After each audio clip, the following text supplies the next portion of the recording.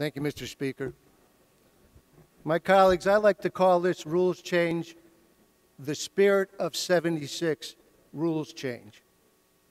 It's really a rules change where the rubber hits the road for the majority and the majority members in this House. It's really a rules change that gives you the opportunity, if you make the right vote, to go back to your constituents in this year when we run for re-election and tell them you did the job they elected you to do.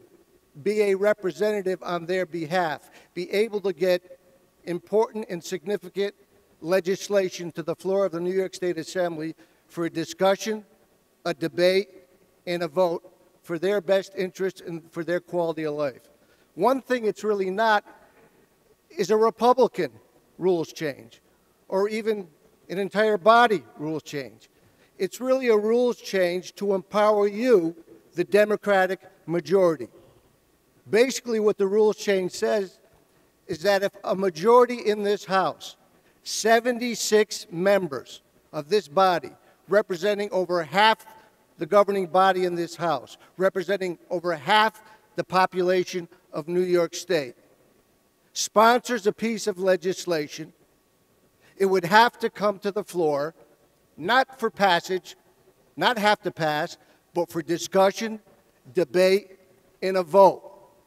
Why do I say that empowers you more so than it actually empowers the entire House?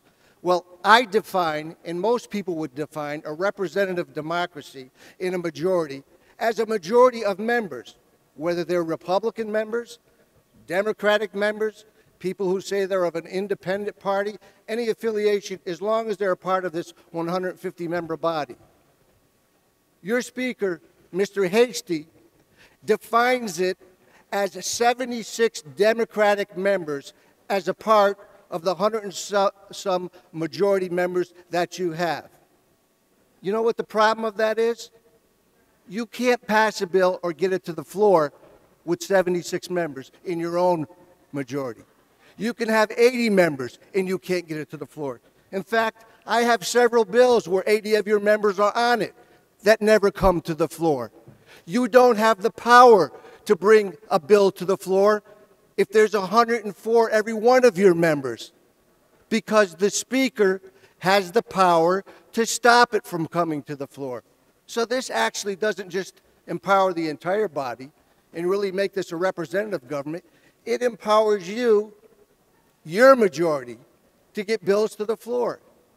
Now, I guess I'd ask Mr. Hastie, the Speaker, and you, if I brought forth a rules change that said if 76 Democrats sponsor a bill, it has to come to the floor for a vote. Would you support it then? Because that's the real definition of your Speaker. He says it's 76 members of your Democratic majority. I don't think that's what a real majority is. I don't think that's what the public sends us here to see as the real majority.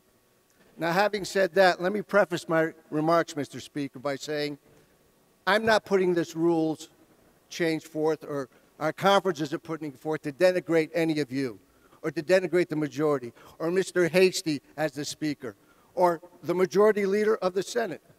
I like Mr. Hastie. I like Mr. Flanagan. In fact, when we played basketball at the police academy, they were always willing to pass me the ball. And Mr. Aubrey, I know you could say that they can't commend me for doing that back for them. But the point is, it's not only about this Speaker or the way this majority rules and controls the rules now.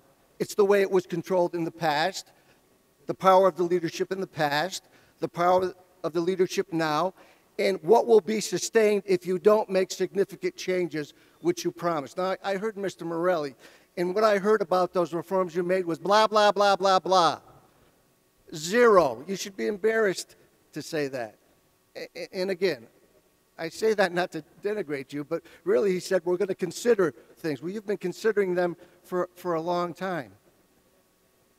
The federal prosecutor has said that the largest asset the Speaker had in the previous majority leader of the Senate to game the system and fail in their oath of office and involve themselves in corruption was unbridled power.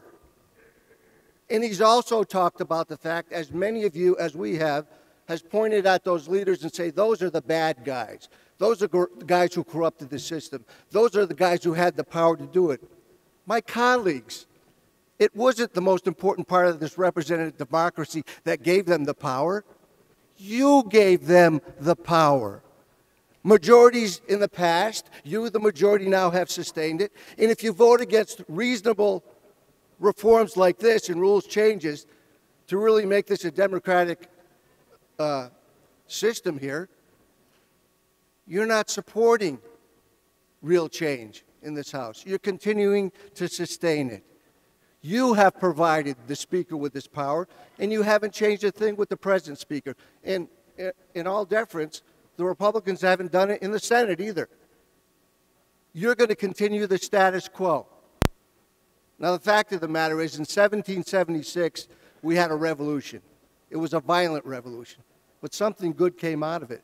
The greatest nation in the world, the United States of America, the foundation of this nation, freedom and liberty, created a representative democracy, a republic.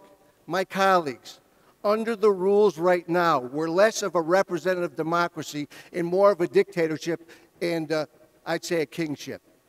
One individual should not have the ability to hold up every single piece of legislation.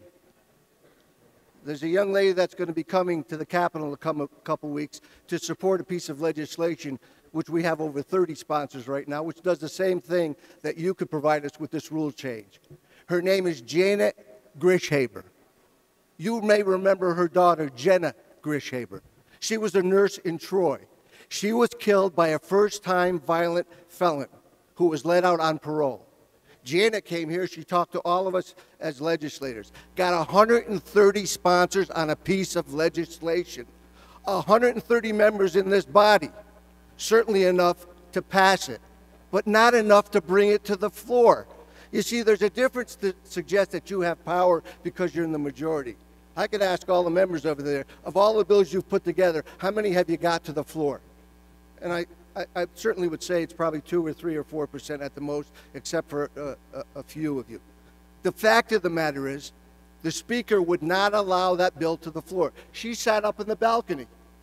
He promised her he was going to bring on the last day her bill out to keep violent felons without parole for first-time violent felonies. He had his staff call her up on the phone, the Speaker that's going to be incarcerated shortly, and say, we're not going to bring that bill out. We're closing down session. Go home.